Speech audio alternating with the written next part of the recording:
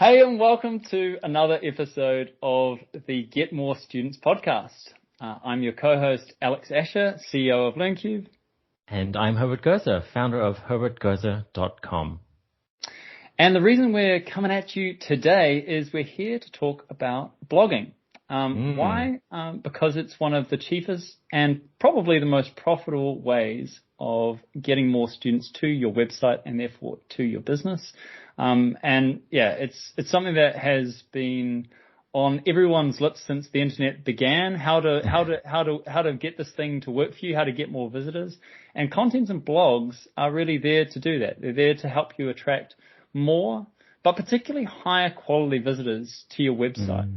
And actually that high quality, there's probably nothing better than if you've got a great blog for the right audience.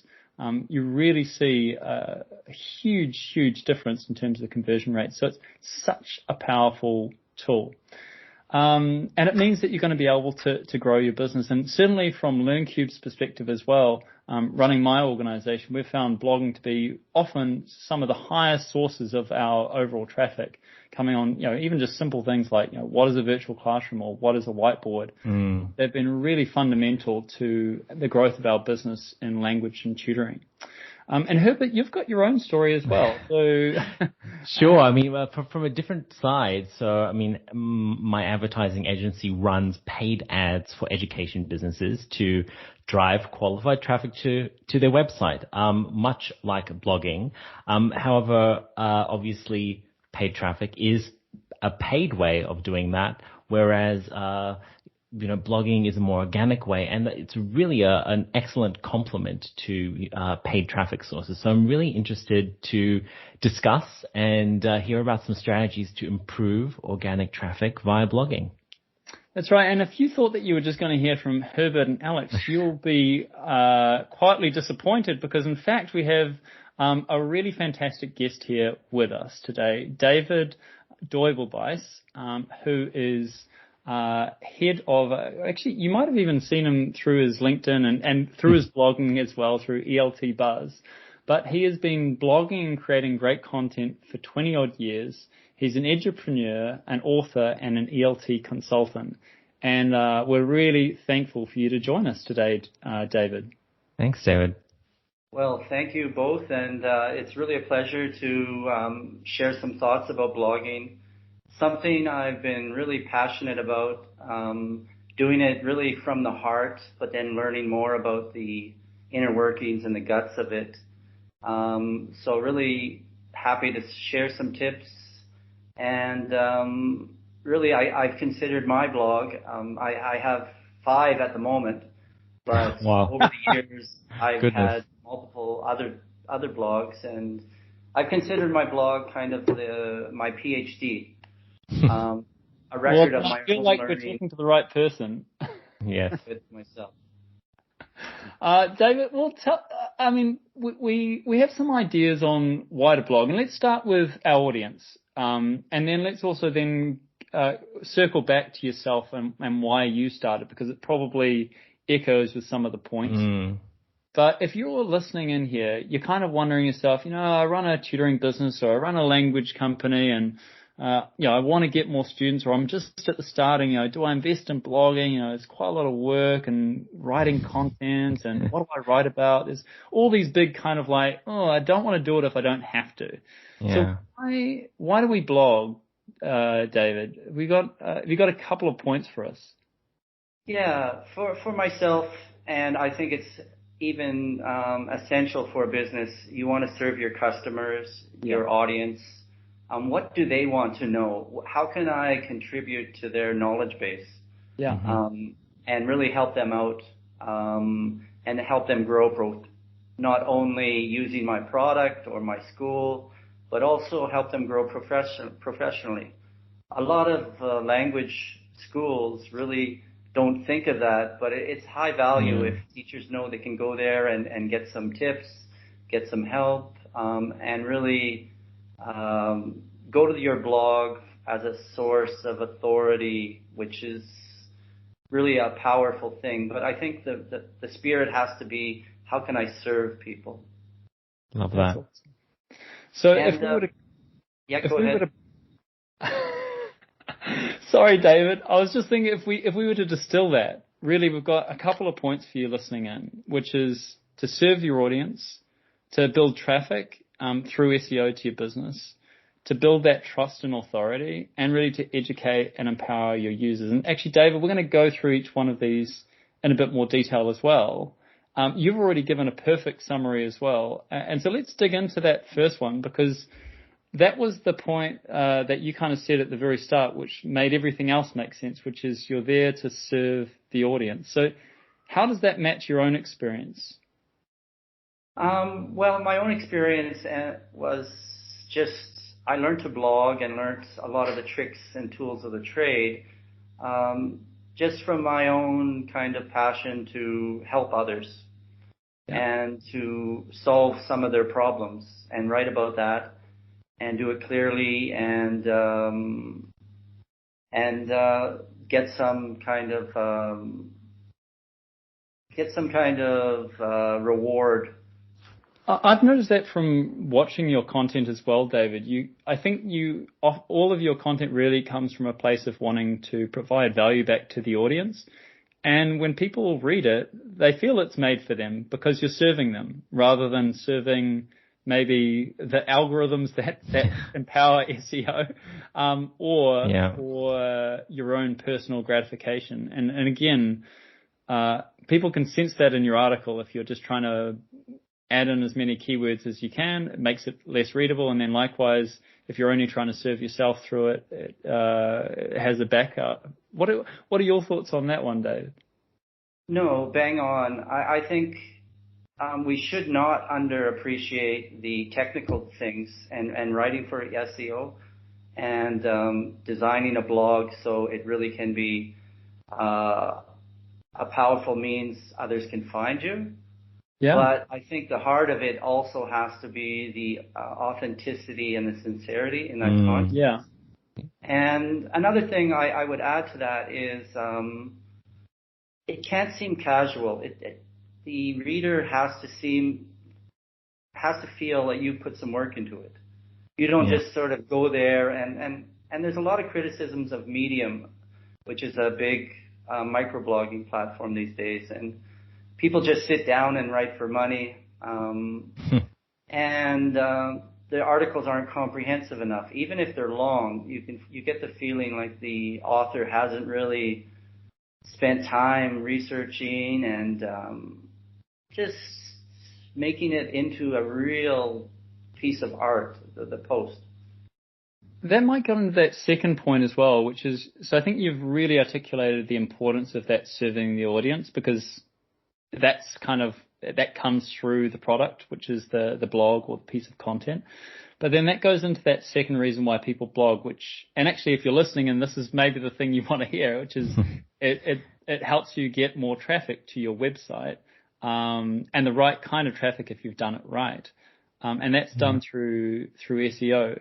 But that won't happen unless you start with the right intention. And so tell us how those two things work hand in hand, like serving the audience and also traffic and SEO. I know that we're going to have a bit of a conversation in a little bit about how to, some basics about SEO, but how do those two things interrelate, serving the audience and traffic, in your view, David? Writing sincerely brings a small group of people to your blog. You'll get those followers if you do it right.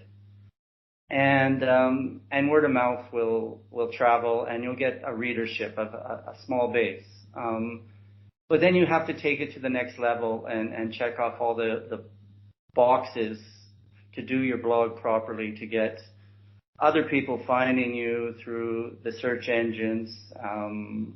And then, as Herbert will talk about, how to do ads and market your blog and market your company. So I think they're kind of like just two sides of your brain that you got to look after, the logical, technical one, and then the artsy kind of creative one. I mean, everybody reads Seth's blog, Seth Godin. Yeah. And love they love it because, in a sense that, they're really getting something they don't hear every day. And that's really kind of key, this voice and register and style of writing, which is kind of really important too. It can't seem like, believe it or not, there are services out there that will automatically use AI to write your blog for you. But it may check off all the boxes in the SEO and all the keywords and that, but somebody reading it knows automatically, despite how well they seem to grammatically read. They know that there's not that human voice and spirit and uniqueness like Seth Godin. In English language education, I would mention two people that over the years, Scott Thornbury. Right. His ELT, A to Z of ELT, you really get the feeling he's put a lot of work into each blog post, researched and figured out what the readers want to hear. And Larry Ferrazzo, who's just really the epitome of service with his blog, especially in the U.S. market for English language learners. Fantastic.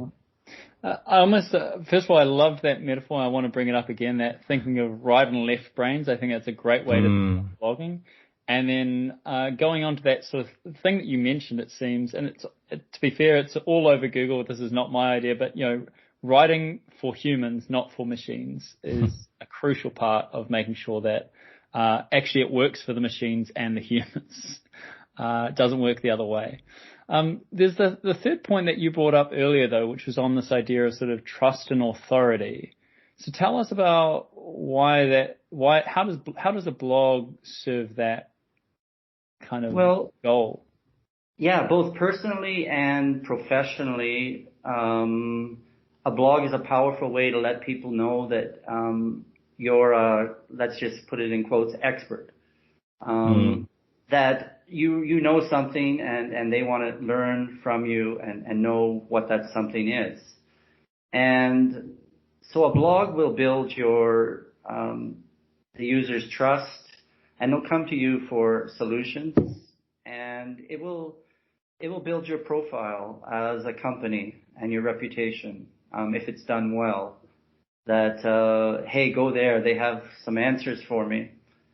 And that's just not, too often. I really want to make this point strongly. Personally, or professional bloggers, or a school or a company, too often they get all excited about their blog, and they do it for a month or 2 months, and this content's up there. They're getting some users, and then they die. And I think that comes back to the point. They're not really doing it from the heart and to serve their audience, so that spirit drives up.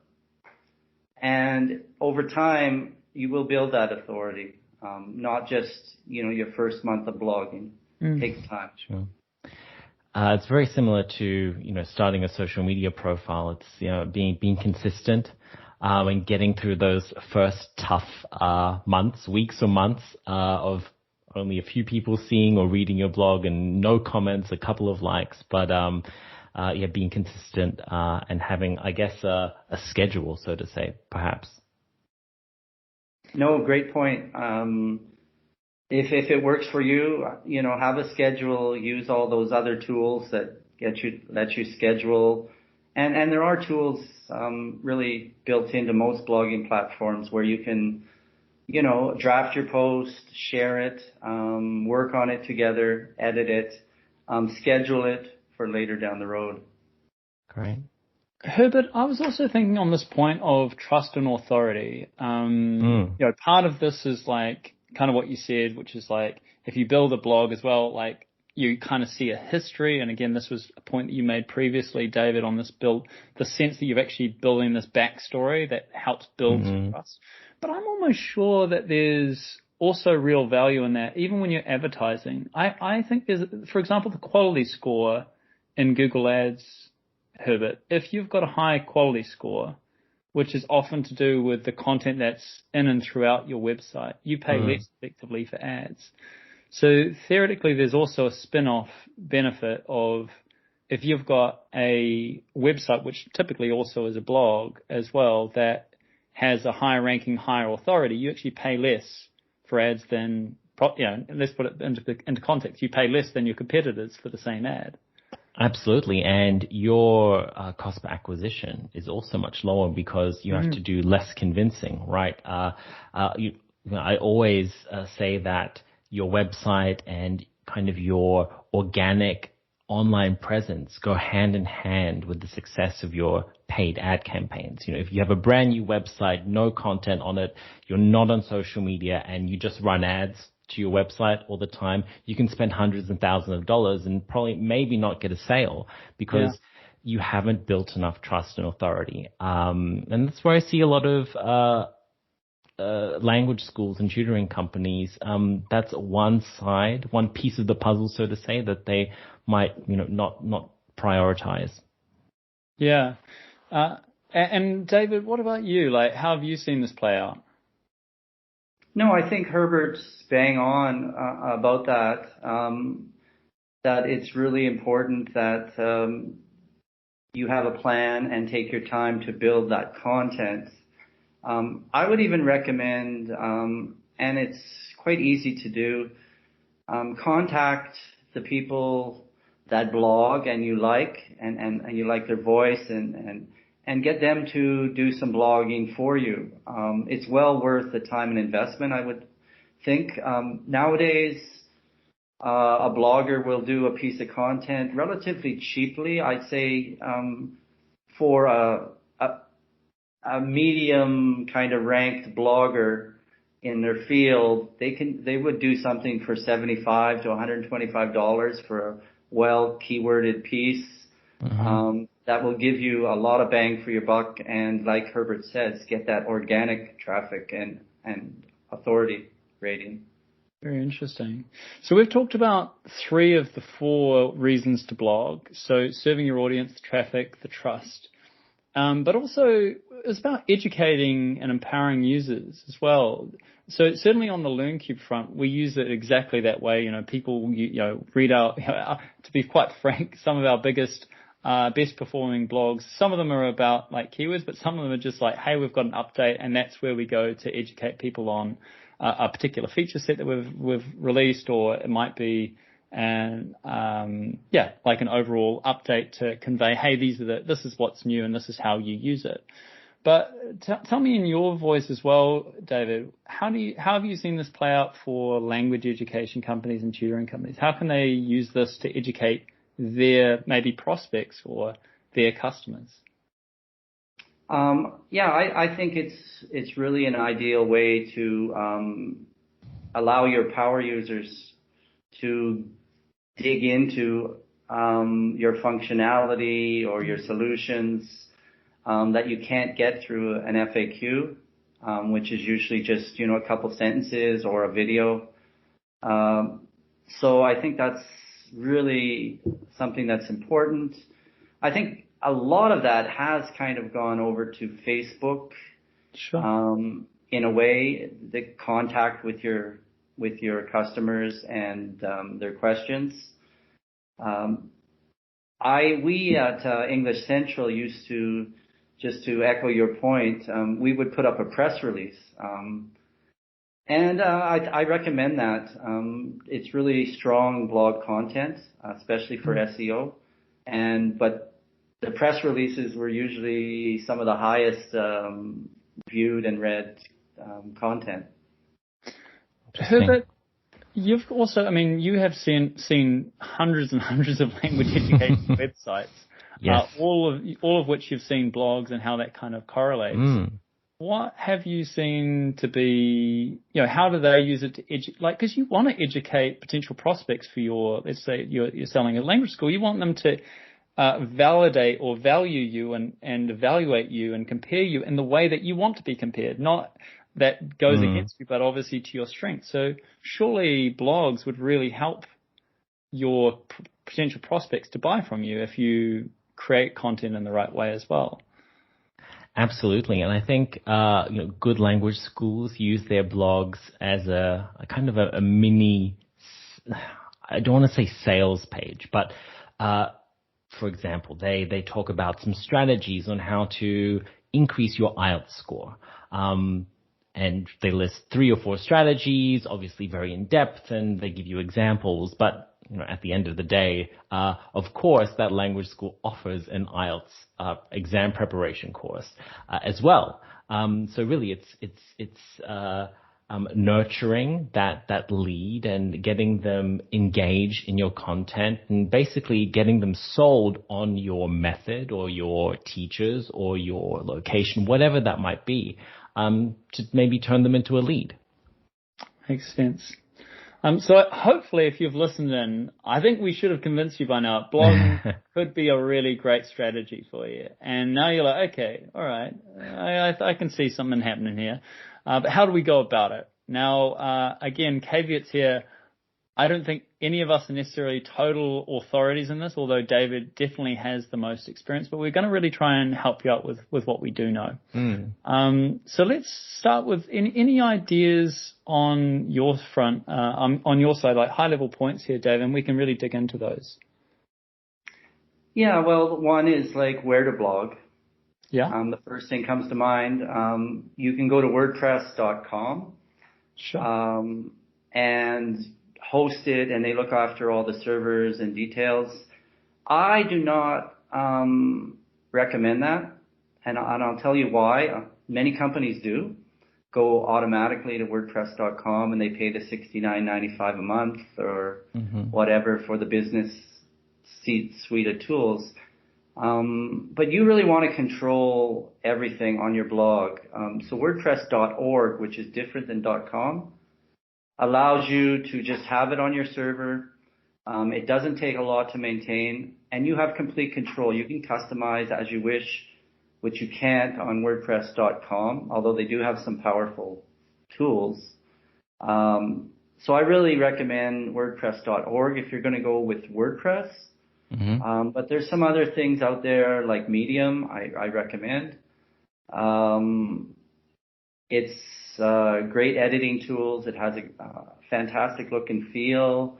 It has powerful tools to really help you with SEO already built in. You don't have to, have a Yoast plugin like you would on WordPress.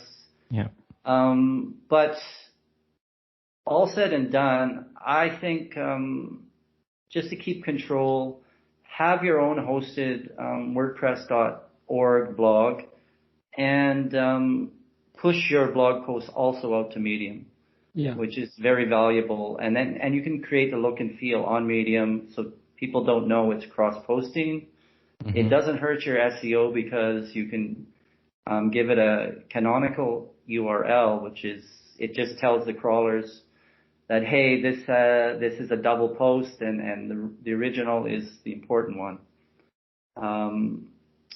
How do you do that, David? That was literally the question running in my mind. Like, double posting, oh no. So tell me a little bit more about what you've seen there. And well, if you label it with a canonical URL, which is a special series of letters and numbers, when Google crawls it, they know, they just disregard it, and it also tells them to go to the original one. So you're not penalized with Google's magical algorithm in any way, shape, or form.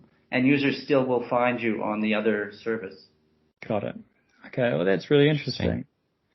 So the other thing that you said that I was sort of wondering which way I would lean. One of the downsides I would say with Medium is that's not something within your control. And you were quite clear about it.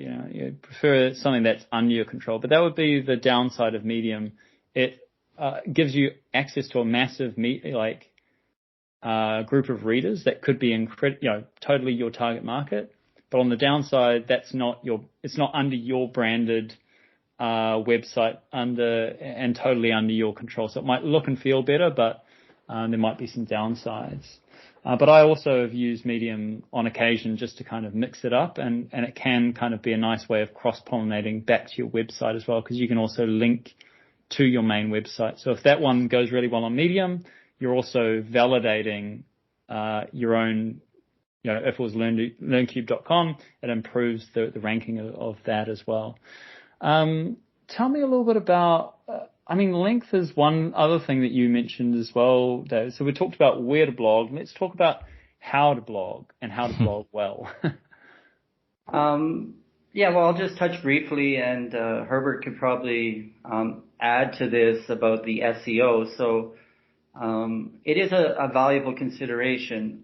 I would recommend just writing your blog, just having a draft, even do it in a Google Doc. You don't have to do it right on your service. And just write from your heart as you wish. And then let it aside for a couple days or maybe a day. Sometimes it's shorter is better, or you forget about it. Come back to it and then put the SEO layer on it. So think about a strong title that really has some of those powerful keywords in it. Think about how you can do and how you can make an SEO friendly title, which is also just linked to the description. And those have to have all the right keywords in there. Use a keyword checker to see how your keywords are working and aligning with how Google ranks things. And maybe focus in and see some other keywords that could help you better rank rather than the usual ones that first come to mind. I'll give an example like virtual online classroom. Good example. Sure, it sounds good, but you're going to be at page number 1,543,264. So really look at it and think of some other keywords and focus for your article. And good checkers will offer you those alternative keywords. They do the work for you. I won't mention them here, but just go online and say keyword checker, and there's quite a number of strong ones. Right. Other things that I'll mention about SEO is make sure that in your first line of text, you're mentioning the words you put in the title. Oh, good tip. Google checks for that, and it's a way of knowing it's just not a bot and it's real and aligned. Headings are very important. Google really likes a well laid out with headings, subheadings.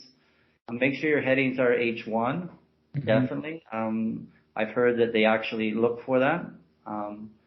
So make sure a heading is in your H1, the proper size.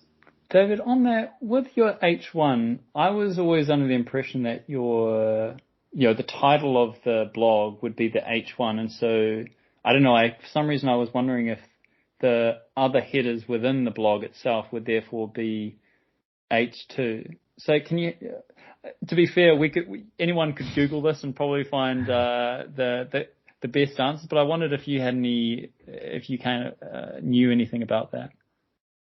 No, I'm just doing what I've been told as a best practice. Right. When I was working with Bridge Education last year, and we were doing a lot of articles, and that's a great topic too, but we won't get into it, but I'll mention it, is repurposing your blog and going back over your blog posts and making sure they're aligned with keywords and well laid out. And that's really what I learned from the SEO specialist there. Great. There are a couple of other things that relate also to performance, and I think you see this in ads as well, Herbert.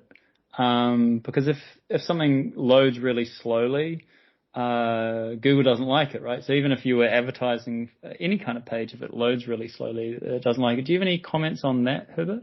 Absolutely. Page speed is so important.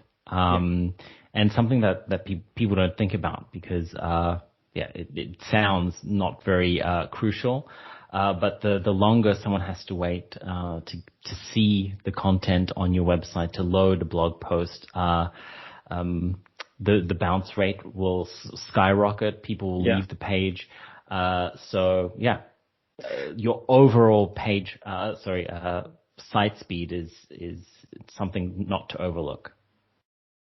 Yeah, I think you're right, and I'll go back to something I said previously and clarify it. WordPress.com does a great job at web speed, and I think a lot of it's a great choice if you don't have somebody really technical that you can go to every day and really work on those issues with your server. So I think it's very important, and also compressing images. People don't think about that, but you're putting these images.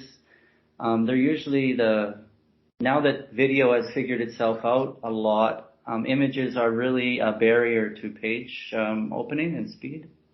Herbert, you must know this from like all of your ads and websites. Like that must be crucial. You'll be like, hey, use this image, and it's like 4,000 pixels wide, and you're like, yeah. Well, I mean, as you know, I'm a huge advocate of using images and videos for everything. So obviously, please use them, but make sure that they are compressed, that you don't have a 3 gigabyte image or video on your site, because again, that'll affect the speed. Do you have a rule of thumb on that, Herbert, in terms of what would be? I mean, anyone can Google any of this for specifics, but I just thought, Herbert, if you had anything in mind, it would be really interesting. I mean, you want it to be very good quality. So, anything from, 1200 pixels above, 1200 by 1800, but it should be well under, a few hundred megabytes. Yeah. Yeah. So we talked I think that was a really great sort of intro to SEO. Did anyone have anything else you want to add? Well, I would just like to add, Alex, to Herbert's point about using images. Something I see all the time across the blogiverse, or so to speak, is not referencing your images, where you took them from. I've even heard that Google penalizes you for that. So just don't put an image up there without referencing where it comes from and having it as a caption, at least. Great tip.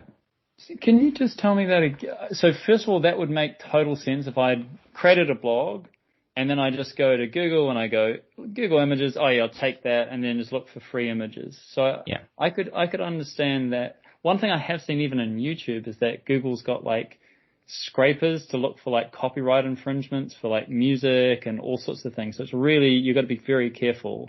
But I imagine that same thing would apply to images. So I'm just wondering if that maybe backs up that idea, David, of like understanding where you're getting your image from before you load them.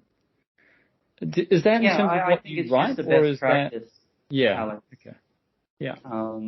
And it's also something in education that people are very sensitive to. So if you're in education, I think people will look at it, and it might cost you some business down the line. Yeah. Definitely.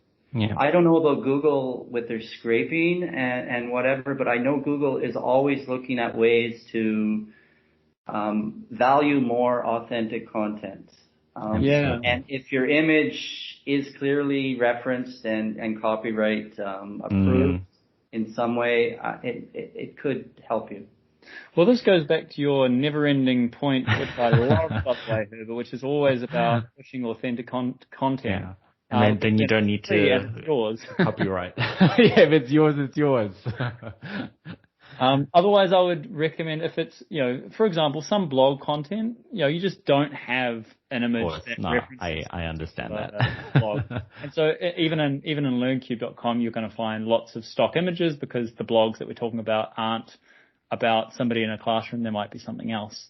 So I just use like stock, there's paid stock subscriptions if you're blogging a lot, which hopefully David's case you are, because then you blog regularly, you're going to use those images. Like they give you like a certain number of images per month, and it's actually, as I say, if you're investing in blogging, I think it's well worth it. It's not particularly expensive, and then you've got images, you don't have to worry about copyright. They always look professional. You always compress them because they're always crazily large. But they've even got like illustrations that if you want to change in PowerPoint or in Illustrator, you could do that as well. So there's lots of things there available to you. And I think we've only really scratched the surface, but hopefully we've increased the appetite for people here to reinvest in their blogs. And a lot of services now or bloggers are using these content creation platforms like Canva, for example, that already include libraries that are approved, and for the same price, you can use those images without worry. Interesting. You know what? I actually haven't tried the Canva. I use Canva for like a lot of stuff, but I was like, I don't need to pay for their premium. But if they've got good images, it would actually be maybe it'd be a good buy. It's not bad. Yeah. They do. Okay. Go and check it out. Yeah. I changed over to them a couple years ago, when Adobe wasn't, I used to use Adobe Spark for my images and personalizing things, and I just found that Adobe wasn't developing enough and was clunky and just behind the times. So I think most of that content creation universe has gone to Canva. Interesting. One of the things I'm really taking away from this conversation, David, is, again, you kind of said it so well at the start, is you kind of mentioned when you said, look, you write the content that makes sense for yourself, like as a human, and then you add this kind of second layer, and that's where it takes it from like a draft to the final product. And that's when you go through each headline and you make sure that the keywords are matching, and you figure out the headlines, because then you're actually rewriting that so it's good for humans and machines. And then you've kind of got more or less your final product. I'm wondering, one thing I would encourage people to think about, though, because I really think I've been guilty of this, is there's sometimes topics that I really want to talk about, and I know lots about it and I'm really excited about them.